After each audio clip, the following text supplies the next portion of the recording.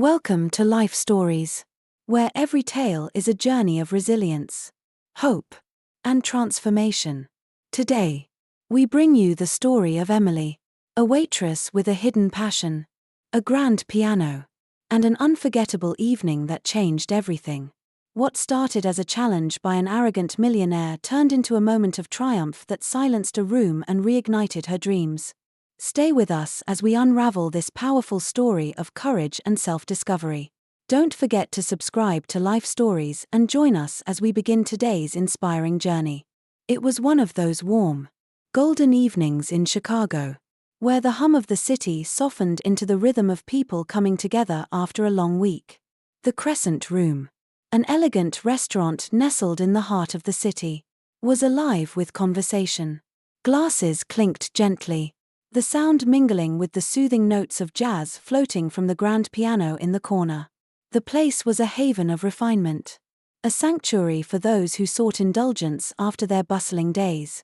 Emily, a 26-year-old waitress with a serene demeanor and eyes that sparkled with quiet determination, moved swiftly through the room. She balanced trays with practiced grace, her movements precise, her smile warm.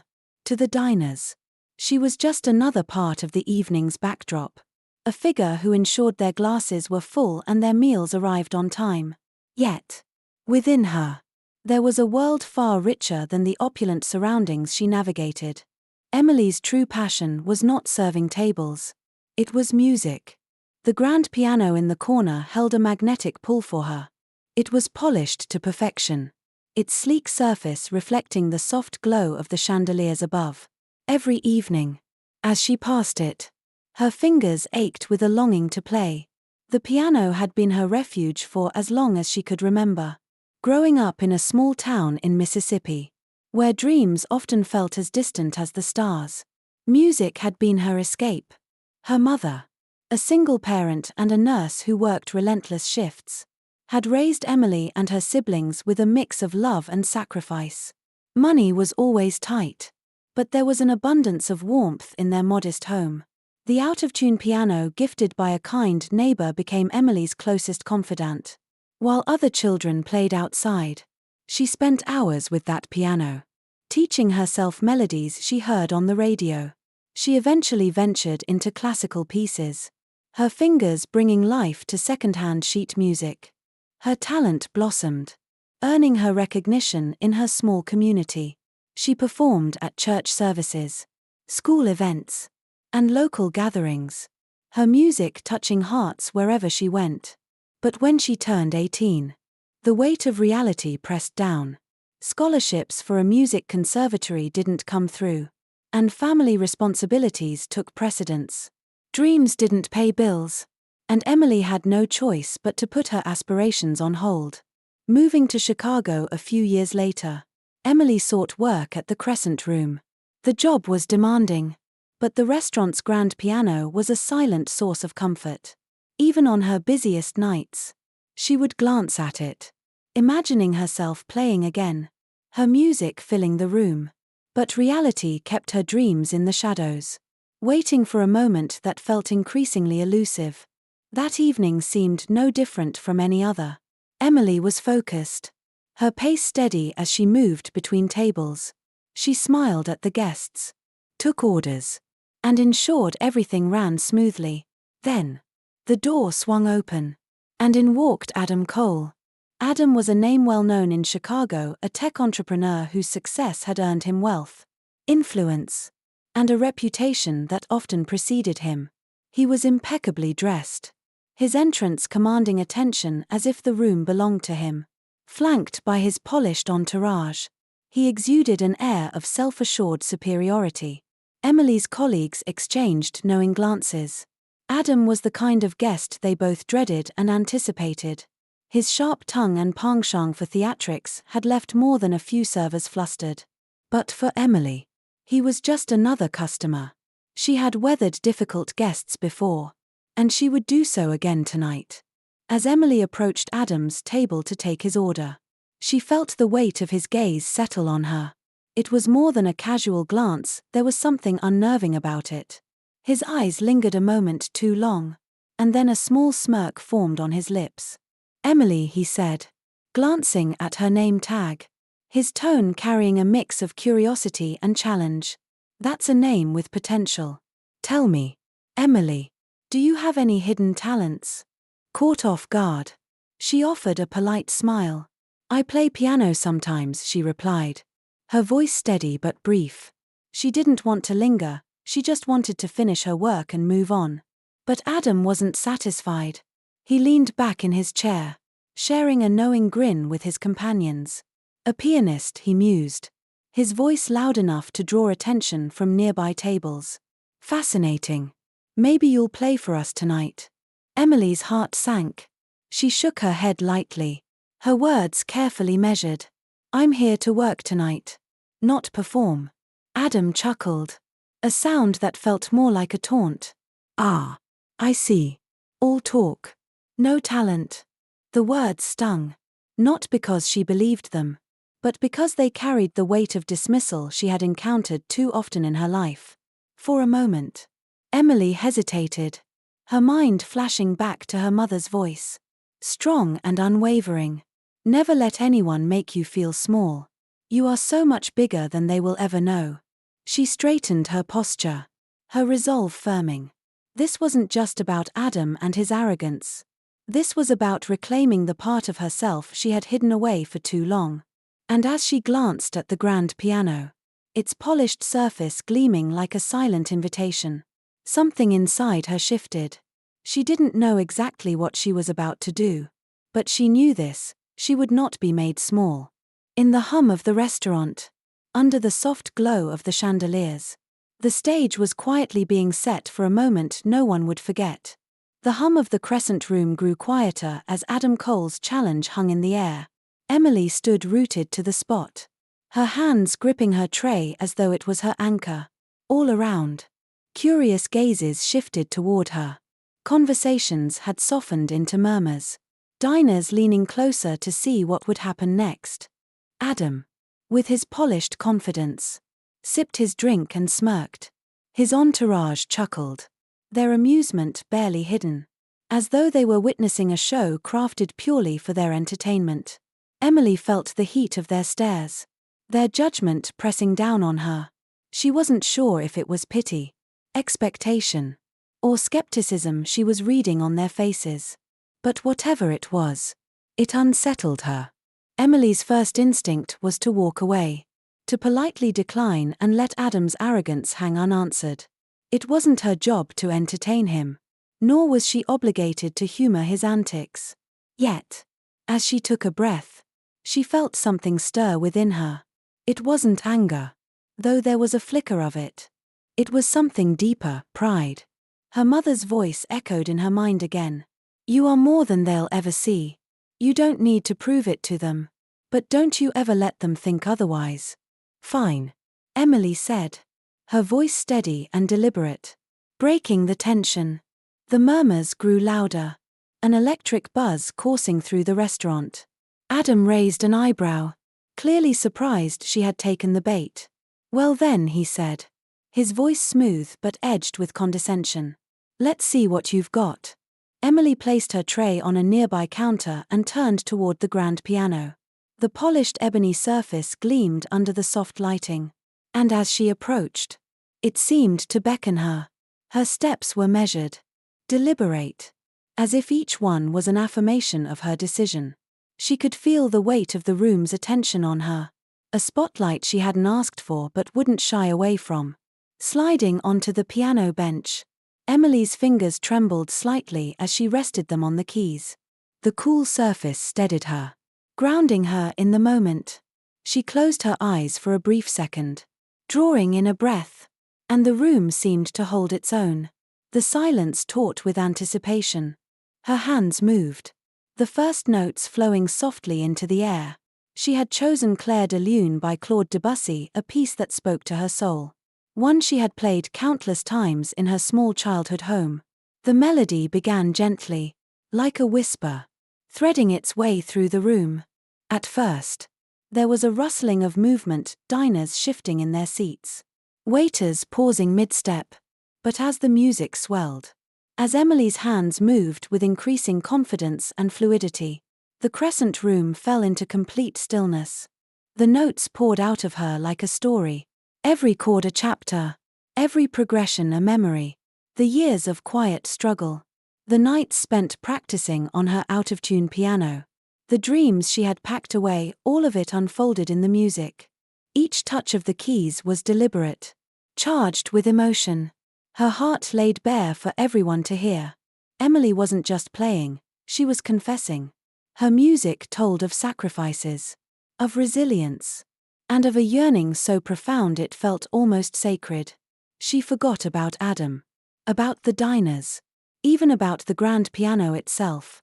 In that moment, she was back in her childhood home, the sun streaming through the windows, her mother humming along to her music. The room seemed suspended in time, the usual clinking of silverware, the murmured conversations, even the occasional burst of laughter, all had vanished. In their place was only Emily's music, weaving through the air, touching hearts in ways words never could. As she reached the crescendo, the melody soared, filling every corner of the room. And then, just as gently as it had begun, it ebbed away, the final notes fading into a silence so profound it was almost tangible. Emily kept her hands on the keys, her heart pounding in her chest. She dared not look up. Not yet. She wasn't sure what she would find in the faces of those around her: mockery, indifference, or worse, pity. But then, as the silence stretched, the sound of applause broke through like a wave crashing onto the shore. It began with one clap, then another, until the entire room erupted. It wasn't polite or obligatory, it was thunderous, heartfelt, and filled with admiration. Diners stood from their tables, clapping with fervor, their faces lit with something Emily hadn't expected: respect. Her colleagues joined in, their smiles wide, their pride evident. Emily finally lifted her gaze and saw them, truly saw them, not as strangers or spectators, but as people who had connected with her through her music. And then there was Adam. He hadn't risen from his seat. His smirk was gone, replaced by an expression that wavered between shock and discomfort.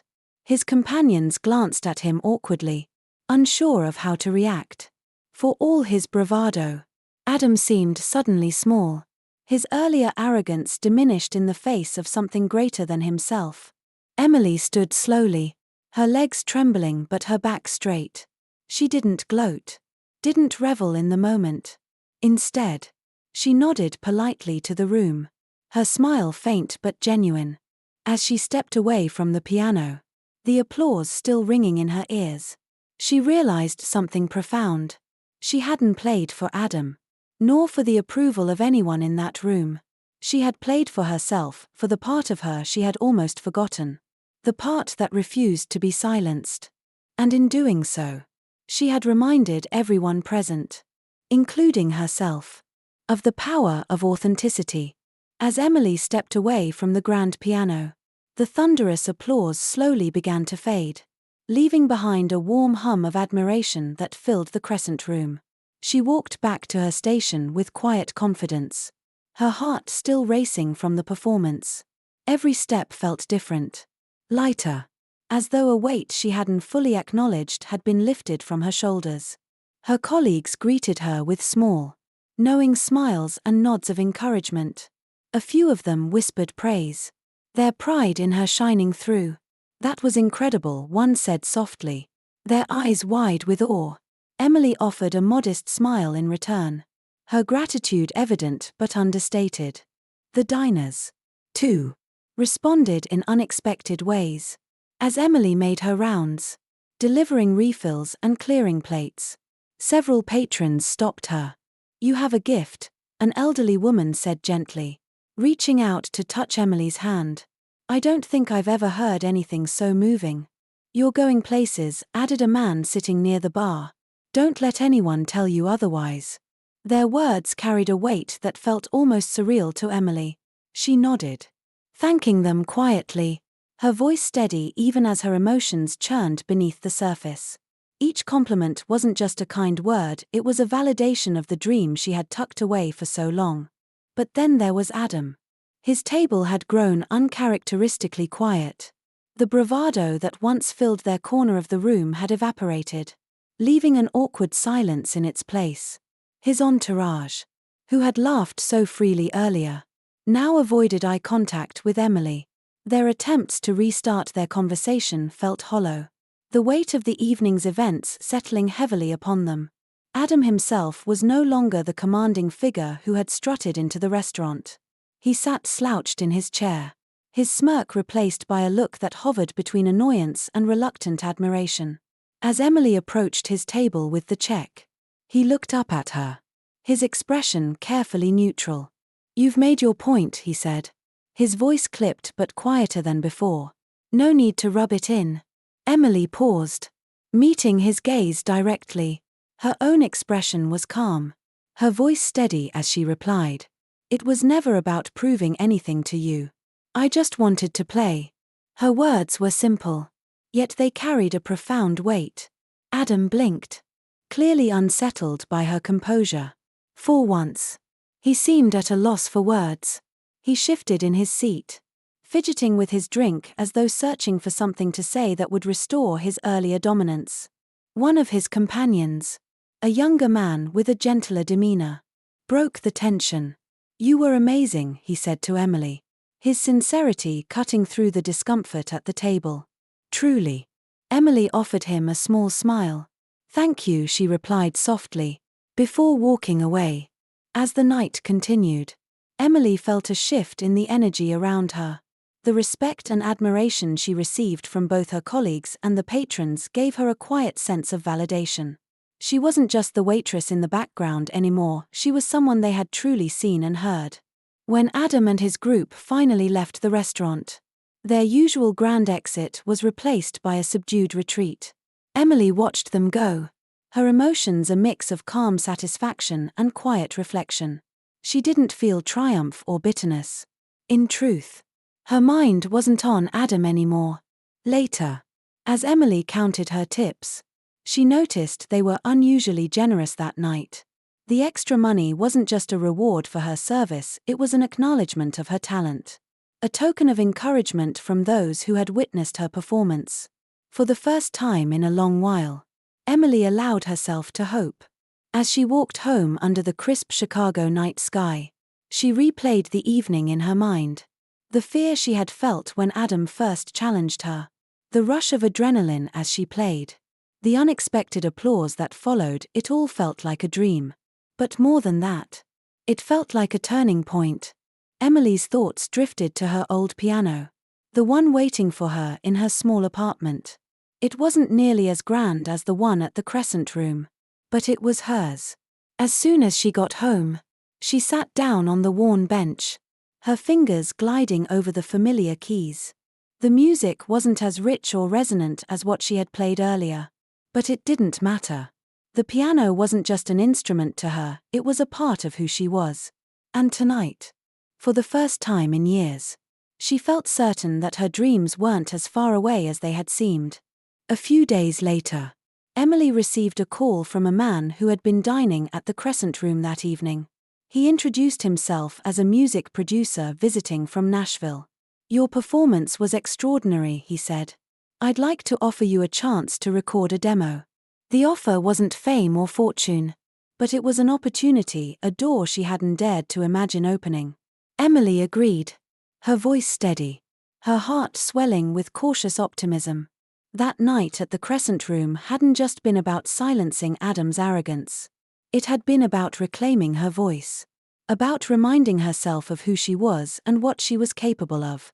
Her journey was far from over, but for the first time in years, Emily felt ready to take the next step. She wasn't just a waitress, and she wasn't just a dreamer. She was an artist. And no one, not Adam, not fear, not doubt, could take that away from her. As Emily sat at her piano that evening, her fingers dancing lightly across the keys, she felt a quiet certainty settle over her. The night at the Crescent Room had been more than a performance, it was a turning point. It reminded her that no challenge, No arrogance. No fear could silence the music within her. Her dreams, once buried under the weight of doubt and responsibility, now felt alive again. The opportunity to record a demo was just the beginning. And while she didn't know where it would lead, she was ready to take the leap. Emily's story is a testament to resilience and the power of staying true to yourself. It's a reminder to never let others define your worth. If her journey inspires you, subscribe to Life Stories for more tales of courage, hope, and triumph. Your story could be next.